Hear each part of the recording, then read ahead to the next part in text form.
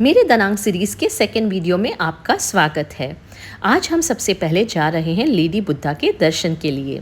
वैसे लेडी बुद्धा का स्टैच्यू आपको दनांग के बीच फ्रंट से भी दिखता है, बट यहाँ आकर नज़दीक से देखने का अपना अलग ही मज़ा है। मायके बीच से कुछ 20 मिनट्स के ड्राइव पर एक छोटी सी पहाड़ी पर इनका ये टेम्पल है। यहाँ से दनांग के अच्छे खासे व्यूज़ दिखते हैं, पगोड़ा है और ये है इनका बड़ा सा स्टैच्यू। यहाँ सुकून से कुछ टाइम हमने स्पेंड किया, टेम्पल के अंदर गए, दर्शन किए और उसके बाद हम निकल गए हमारे नेक्स्ट डेस्टिनेशन की तरफ, जो था चोहान मार्केट।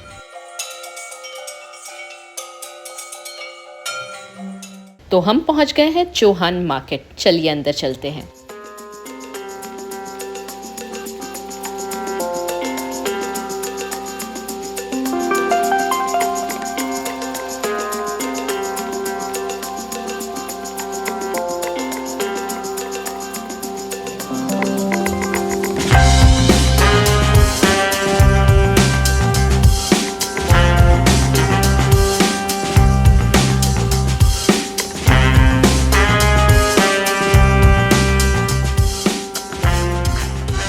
ये यहाँ का बहुत फेमस इंडोर मार्केट है, बट यहाँ बहुत भीड़ होती है, so be prepared for huge crowds.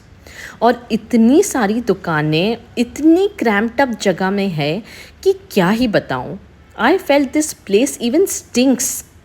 मुझे ये मार्केट काफ़ी डर्टी स्टिंकी लगी because there were no ACs, no fans, exhaust की कोई फैसिलिटी नहीं थी and it was literally suffocatingly hot. I could not really shop here. But अगर आपको इन चीज़ों से फ़र्क नहीं पड़ता तो आप यहाँ पर बार्गेन करके ढेर सारी शॉपिंग कर सकते हैं। खैर, हमने तो कुछ भी नहीं ख़रीदा और बस निकल आए मार्केट से बाहर और बिल्कुल मार्केट के सामने रिवर प्रोमेनेड पर कुछ देर हमने टाइम स्पेंड किया। वहाँ से ड्रैगन ब्रिज के नज़ारों को एंजॉय किया, फ़ोटोज़ खींचे और बाकी का दिन होटल की फ्री साइकिलिंग फैसिलिटी का मज़ा लिया और बीच पर अच्छा क्वालिटी टाइम स्पेंड किया। And then we called it a day.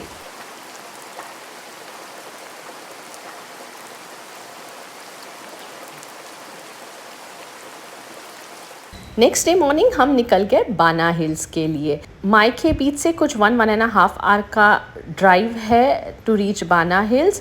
हमने प्राइवेट टैक्सी बुक की थी जिसका हमें कुछ चार्ज अराउंड 6,50,000 वियतनामीज डोंग्स हुआ था और उसमें हमारी रिटर्न जर्नी इंक्लूडेड थी। जो पार्क की टिकट्स है वो हमने क्लुक से बुक की थी। मैं क्लुक की और टैक्सी ड्राइवर की डिटेल्स डिस्क्रिप्शन में दे दूँगी, तो आप चाहें तो वहाँ से उन्हें बुक कर सकते हैं। टैक्सी आपको एक पर्टिकुलर पॉइंट तक लेकर जाती है, उसके बाद पार्क की जो बस है वो अराउंड 2 मिनट्स का राइड है और आपको एक पर्टिकुलर पॉइंट पर लेकर जाती है जहाँ से आपको अराउंड 15 to 20 मिनट्स चलना है। लिटरली एस्केलेटर वगैरह भी चढ़ना उतरना है, तब आप जाकर जो फर्स्ट पॉइंट है रोपवे का वहाँ पर पहुँचेंगे। वहाँ से आपको रोपवे लेना है। This is the second longest ropeway in the world और it takes around half an hour to reach at the top at बाना हिल्स। अगर किसी को मोशन सिकनेस का प्रॉब्लम है तो वहाँ पर अंदर मोशन सिकनेस बैग्स भी रखे गए हैं, बट जस्ट इन केस अगर आपको कुछ प्रिकॉशन लेना है, आपकी दवाई वगैरह लेकर आना है तो प्लीज़ डू सो। सिंस ये जगह इतनी ऊंचाई पर है तो यहाँ पहुँचते ही जैसे ही आप बाहर निकलेंगे वेदर एकदम चेंज हो जाएगा, आपको काफ़ी अच्छा प्लेजेंट वेदर मिलेगा। और जिस दिन हम वहाँ गए थे काफ़ी फॉग था, तो it was really cool and pleasant. हमें तो घूमने में बहुत ज़्यादा मज़ा आया। हम जैसे ही ऊपर पहुँचे पहली चीज़ हमने की, हम गए गोल्डन ब्रिज पर। I feel this is a mistake that generally people make. आप देख सकते हैं कितनी भीड़ है और हर जगह लोग फ़ोटोज़ खिंचा रहे हैं, वीडियोस खींच रहे हैं। तो मतलब वो एक शांति से घूमने का, फ़ोटोज़ खींचने का, मज़ा लेने का मौका ही नहीं मिलता। You know, it's just like you are moving with the herd. तो अगर आपको ये सब अवॉइड करना है तो मैं आपको अपने वीडियो में आगे बताऊंगी आप क्या कर सकते हैं। फ़िलहाल के लिए चलिए बाना हिल्स के बाकी के अट्रैक्शंस को एंजॉय करते हैं। फ्रैंकली अगर आप मेरा व्यू पूछे तो बाना हिल्स पर ये जो गोल्डन ब्रिज है इसके अलावा बहुत कुछ ज़्यादा करने को है नहीं। Of course it's very beautiful, well manicured gardens हैं, फ़ोटो पॉइंट्स काफ़ी सारी हैं। इनफैक्ट यही सारी चीज़ आप कर सकते हैं, बस फ़ोटोज़ खिंचवा सकते हैं अलग अलग चीज़ों के साथ, अलग अलग मॉन्यूमेंट्स के साथ, स्टैच्यूज़ के साथ। यहाँ पर एक कासल भी बनाया गया है जो बाहर से तो अच्छा है, उसके गार्डन्स काफ़ी सीनिक है, व्यूज़ अच्छे हैं एंड वेदर इतनी अच्छी थी कि गार्डन्स हमने बहुत एंजॉय किए। बट फ्रैंकली कासल के अंदर कुछ भी नहीं है एक्सेप्ट कुछ थोड़े से गेम्स हैं जो बच्चे खेल सकते हैं। Beyond that there is absolutely nothing, it is just empty. May be कोई थिएटर है जो बड़े बड़े ग्रुप्स कन्वेंशन के लिए अगर कुछ बुक करना चाहें तो कर सकते हैं, but for a regular tourist there is absolutely nothing. हम जब वहाँ गए थे तो वहाँ की ट्रैम भी मेंटेनेंस में थी, तो वो भी नहीं चल रही थी। वहाँ पर जो बाहर की जगह है, लॉबीज़ है हर लेवल पे, वहाँ पे आपको छोटे छोटे फूड स्टॉल्स मिल जाएंगे। Mostly bakery type of things हैं जहाँ पे आप ब्रेड्स वगैरह, कुछ रोल्स खा सकते हैं, बान मी खा सकते हैं। फ्रैंकली खाने की भी कुछ ज़्यादा वैरायटी नहीं मिलती। इनफैक्ट वेजिटेरियंस के लिए तो मुझे कुछ वैरायटी नहीं दिखी। तो अगर आप क्लूक पे से वो लंच वाला पैकेज ले लेंगे तो शायद आपको वेजिटेरियन ऑप्शंस मिल सकते हैं। हमने वो नहीं लिया था and we really had a tough time finding anything to eat. Ice cream वगैरह के स्टॉल्स हैं, वहाँ से आप आइसक्रीम्स वगैरह लेकर खा सकते हैं। Then there is another section जहाँ पे अगेन इंडोर अम्यूज़मेंट पार्क यानी गेम्स सॉर्ट ऑफ है, या अराउजल्स हैं, कुछ फ्री फॉल के राइड्स हैं, तो वो सब आप कर सकते हैं if you are interested in that. तो वो थोड़े बहुत यहाँ पे हैं, बहुत ज़्यादा नहीं है।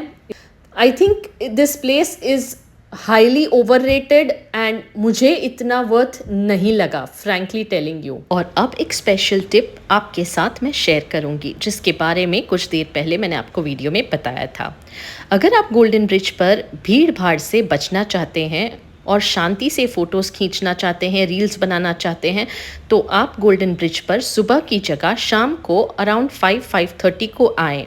तब मेजॉरिटी क्राउड वापस चला गया होता है, सारे टूर्स निकल चुकी होती हैं और तब आप यहाँ पर सुकून से व्यूज़ एंजॉय कर सकते हैं, फ़ोटोज़ खींच सकते हैं, रील्स भी बना सकते हैं।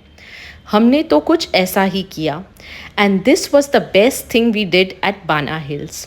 और जैसे ही सूरज ढलने लगा हमने नीचे जाने के लिए हमारी केबल कार ले ली। मेरे ख्याल से शाम के 6 बजे के बाद जो सन वर्ल्ड की बस सर्विस है from cable car stop to the car parking area वो बंद हो जाती है।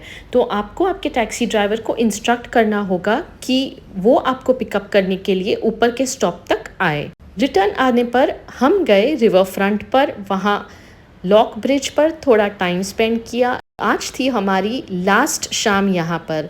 नेक्स्ट डे सुबह हमारी फ़्लाइट थी बैक टू इंडिया।